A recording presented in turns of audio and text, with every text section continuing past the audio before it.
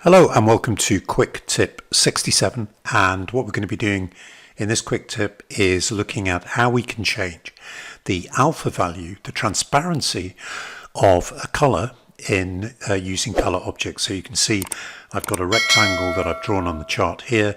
You can see the edges are fully opaque. Well, you may not be able to see that, but they are fully opaque.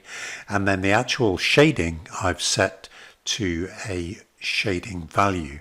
And if we go to this little study, which I will make available on the website for Gold Pass members, you can see the alpha here is set as an input, as is the color.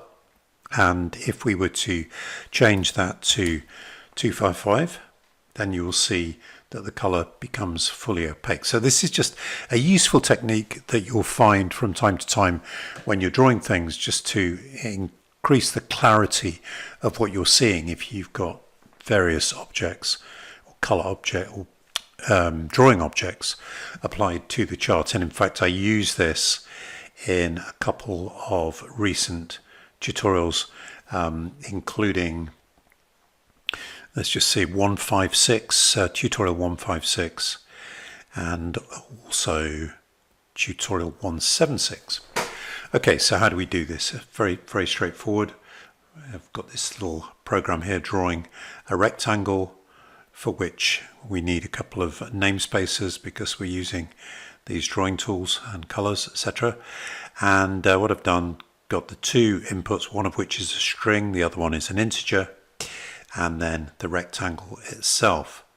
And we're drawing it using BN points. And what I've done, I've just randomly created these positions. In fact, I've just changed these numbers randomly so we've got a sizable rectangle to see what's going on. And I set the rectangle to persist, and then we've got a couple of places where we apply color. One is the rectangle itself, which is the outline. And what I've done there is use this syntax, color dot from name color. And what that's expecting is a string, and it's expecting a string from any of these colors, which I'll probably put on the page for this program. And you could also see that because the color at the moment is steel blue, we could have specified using this syntax. Now, but with the fill color, we want to change the alpha.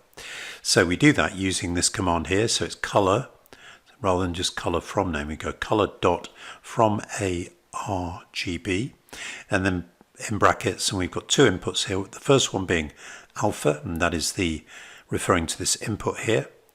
And the second one is color dot from name, which is the one that we used here.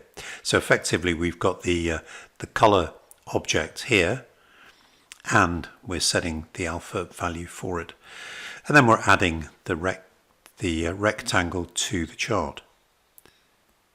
Well, I hope that is useful. Please, if you're interested in this sort of stuff, subscribe to this YouTube channel and or whichever video channel you're watching this on, as well as Facebook. And of course, please go to markplex.com and join the email list.